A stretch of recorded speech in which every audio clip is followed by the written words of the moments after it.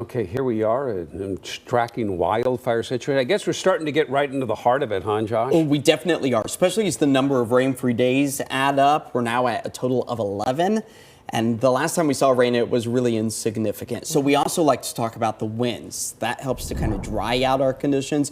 And with that fire-prone location just outside the Hood River area with the Wythe fire, that's where we are seeing winds close to about 30 to 35 miles per hour, dropping the relative humidity down to about 24%. We do start to turn up that fire potential danger dials back up to a level 6 for the northern and southern and southeastern locations of the Beaver State. Along I-84 tomorrow afternoon, an elevated risk, just the same out towards the southeast corner of the Beaver State. All as hot and dry conditions still remain, even in places like western Washington. That is a live look right now at Mount Rainier, and it's not necessarily the headline of the weather conditions Rainier is experiencing, rather than what's happening beneath the mountain. Yes, a swarm of earthquakes occurring earlier this morning, over 100 of them bubbling up. You can still see a few active spots there, but this was the greatest amount of activity we have seen in about the past 15 years.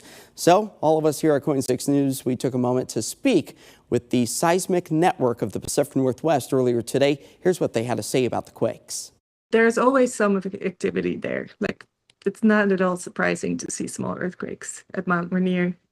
But when there's a little swarm like this, it's of course a little bit more interesting, and we pay closer attention.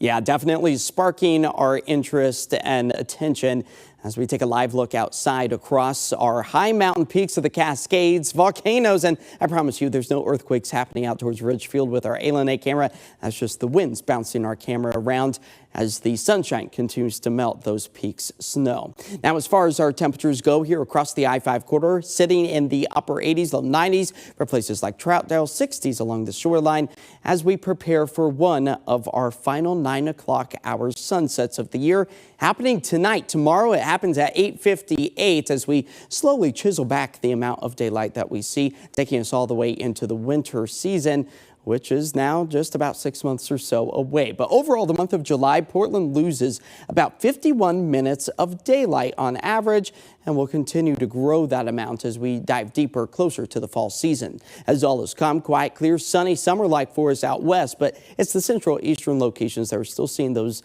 thunderbolts firing up, increasing the thunderstorm potential and also the fire concern. But we start to intensify that tomorrow, where a red flag warning is in effect all the way through 11 o'clock tonight for the central, eastern, southeastern sections of the Beaver State and also eastern sections of the state of Washington, as lightning will likely prompt yet again another red flag warning for tomorrow, with a marginal risk, about a 1 out of 5 chance to see severe thunderstorms as we work our way to tomorrow afternoon. As clear skies take us through the rest of the night tonight, all in preparation of our latest cold front that will eventually be ushering in more clouds, maybe a raindrop or two for some of us if we're lucky enough to see that, before this ridge of high, hot pressure moves its way back into western Oregon and southwest Washington. Now we're going to hold on to the marine layer for the remainder of the night and into tomorrow's. That front slides its way through our area, a nice onshore flow, and we are expected to hold on to those mostly cloudy skies for the majority of the day. Wednesday, Thursday will slowly break down the clouds, and then we get to enjoy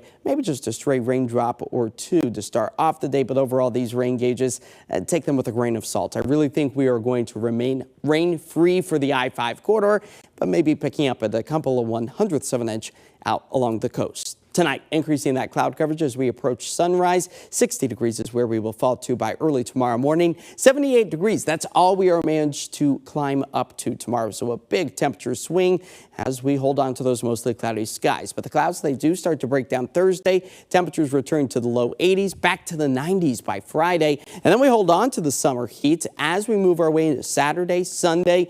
You'll notice there is no real measurable rainfall in our 7-day forecast, so likely tacking on to that 11-day stretch we have already seen.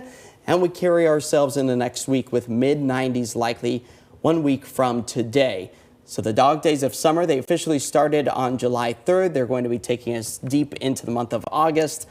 So summer, it's officially here. Yeah, so make sure you hydrate, do all those right things if you're going to spend some time outside with that. Absolutely. All right, we'll be right back.